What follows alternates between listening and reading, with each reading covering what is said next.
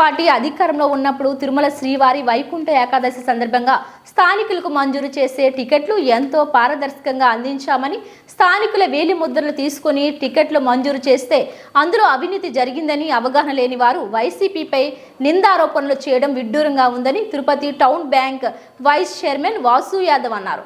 శనివారం తిరుపతి ప్రెస్ క్లబ్లో విలేకరుల సమావేశంలో ఆయన మాట్లాడారు. జనసేన పార్టీకి చెందిన నాయకుడు వాస్తవాలు తెలుసుకోకుండా బురద జల్లే ప్రయత్నం చేస్తున్నారని, వీటిని సహించబోమని హెచ్చరించారు. వైసీపీ హయాంలో 10 సెంటర్లు ఏర్పాటు చేసి 94 కౌంటర్ల ద్వారా వైకుంఠ ద్వారా దర్శనం టికెట్లను 15,000 మందికి మంజూరు చేశామని గుర్తు చేశారు. గతంలో ప్రస్తుతం జనసేన పార్టీ తిరుపతి నియోజకవర్గ ఇన్ఛార్జిగా వ్యవహరిస్తున్న వ్యక్తి శ్రీవారి టికెట్లు అమ్ముకోలేదా అని ప్రశ్నించారు. ఈ విలేకరుల సమావేశంలో పసుపులేటి సురేష్, అమర్నాథ్ రెడ్డి, చంద్రశేఖర్, ముని తదితరులు పాల్గొన్నారు.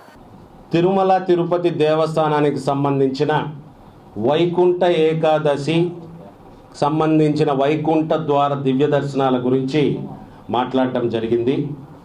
ఆయన మాట్లాడుతూ ప్రతి సంవత్సరం లాగే ఈ సంవత్సరం కూడా తిరుపతి ప్రజలకు దర్శన భాగ్యం కల్పించాలని ఆయన కోరారు. అలా చేస్తూ గత ప్రభుత్వం వైఎస్ఆర్ కాంగ్రెస్ పార్టీ ప్రభుత్వంలో తిరుపతి స్థానికులకు కాకుండా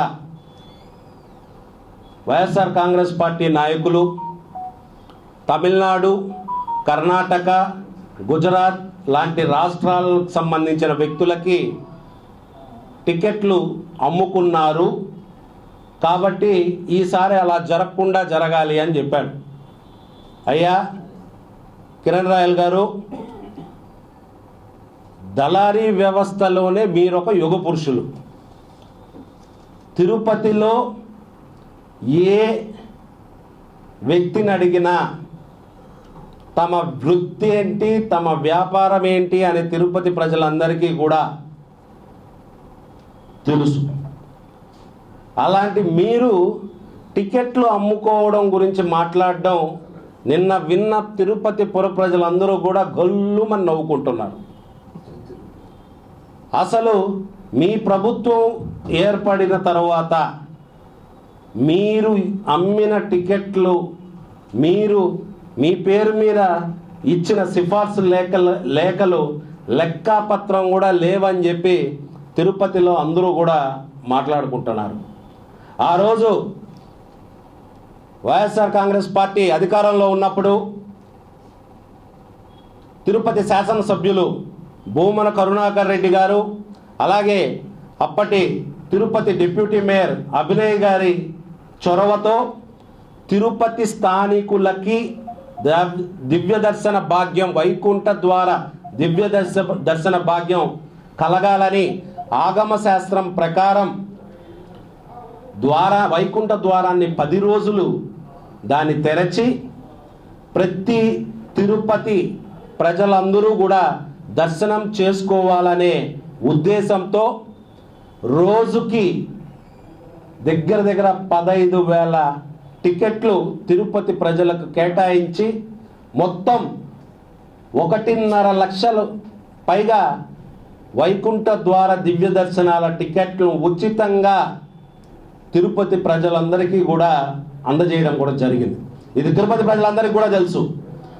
ఆ రోజు వైకుంఠ ద్వార దివ్య దర్శనం టికెట్ తీసుకోవాలంటే తిరుపతి స్థానికులు ప్రతి ఒక్కరూ కూడా ఆధార్ కార్డు వెరిఫై చేసి వాళ్ళ ఫింగర్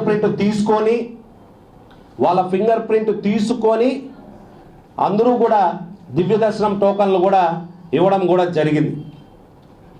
అసలు వైకుంఠ ద్వార దర్శనము అనంటే అది ఒక సామెత ఉంది, అందరి ద్రాక్ష కాదు, వైకుంఠ ద్వార దర్శనం అంటే అందరి డ్రై ఫ్రూట్ అనాలా.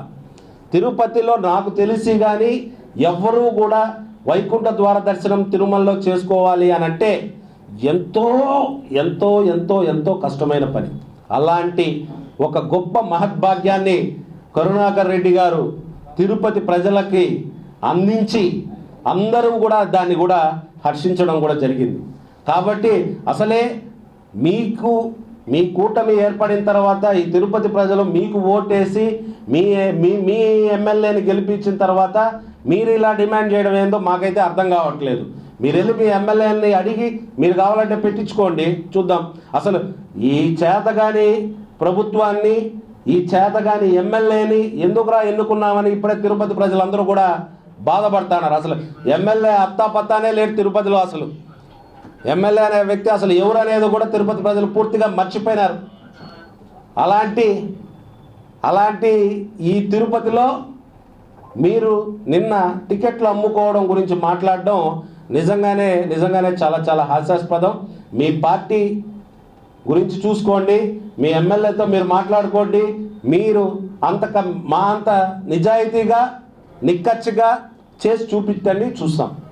అంతేగాని మేము టికెట్లు అమ్ముకున్నాము అని ఎవరన్నా మాట్లాడితే అన్నా పర్లేదు, మీరు మాట్లాడడం అది మీరు ఇక్కడ కూర్చొని టికెట్లు అమ్ముకున్నారు అని ఆ విషయం మాట్లాడడం నిజంగానే చాలా చాలా హాస్యాస్పదంగా ఉంటుంది. ఈ పద్ధతిని మార్చుకోవాలి అని చెప్పేసి వైఎస్ఆర్ కాంగ్రెస్ పార్టీ నుంచి తీవ్రంగా హెచ్చరిస్తున్నాం కిరణ్ రాయల్ గారిని. జనసేన పార్టీ తిరుపతి ఇన్ఛార్జ్ కిరణ్ రాయల్ గారు పత్రికా సమావేశం నిర్వహించి ఆయనకున్నటువంటి డిమాండ్లను చెప్పారు, సంతోషం. అయితే సాధారణంగా ప్రతిపక్ష పార్టీలు కానీ ప్రజా సంఘాలు కానీ తమ డిమాండ్లను వినిపించడం అనేది పరిపాటి.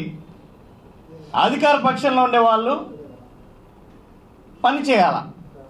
ఈయన పని చేయకుండా ఈడకొచ్చే పత్రికా సమావేశంలో కూర్చొని నా డిమాండ్ ఇది, మేము ఇది చేస్తున్నాం అని చెప్పి అధికారులు కోరడం అనేది హాస్యాస్పదమైనటువంటి విషయం.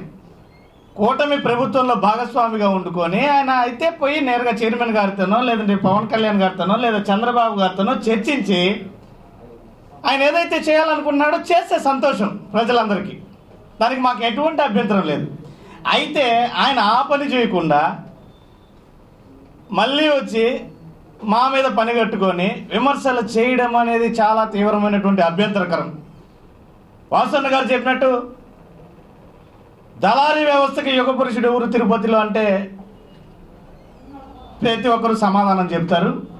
ఇంకా టికెట్ల విషయము అంటే ఇక్కడ టికెట్లు అంటే ఆయన చూస్తాను సర్దార్ గబ్బర్ సింగ్, అజ్ఞాతవాసు, ఇంకో ఏదో జైశాం టికెట్లో లేదంటే వేలరాం టికెట్లో అనుకునేసి ఆ టికెట్ల గురించి ఆలోచిస్తారు ప్రజలు. అన్నా, ఇది వైకుంఠ ఏకాదశి పవిత్రమైనటువంటి శ్రీవారి దర్శన టికెట్ల వ్యవహారాన్ని ఆచితూచి మాట్లాడడం అనేది పద్ధతి. మీరు అంటున్నారు మేము దర్శన టికెట్లు, దివ్య దర్శన టోకెట్లు అమ్ముకునేశారనేసి. గతేడాది మా ప్రభుత్వ హయాంలో స్థానికులకు నిర్విరామంగా 10 కేంద్రాలు ఏర్పాటు చేశాం.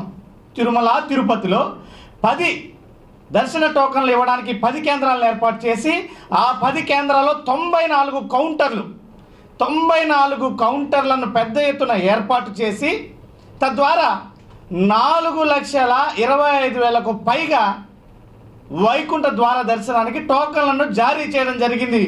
మన తిరుపతికి బయట నుంచి వచ్చేటువంటి యాత్రికులు, తిరుపతి స్థానికులు భేదాభిప్రాయం లేకుండా వచ్చిన ప్రతి ఒక్కరికి కూడా ఆ యొక్క 94 కౌంటర్ల ద్వారా నిరంతరము టోకన్లను జారీ చేసినటువంటి ఘనత మా జగనన్న ప్రభుత్వానిది, వైఎస్ఆర్ కాంగ్రెస్ పార్టీది, భూమన కరుణాకర్ రెడ్డి గారిది. స్థానికంగా ప్రజల కోసం ఆయన చేసినటువంటి ప్రయత్నం అది. మరి మీరు తప్పు పట్టడం ఎంతవరకు కరెక్ట్? ఇది చేతనైతే ఈరోజు మీరు అధికారంలో ఉన్నారు, ఏమేం చేయాలనుకుంటున్నారో చేయండి.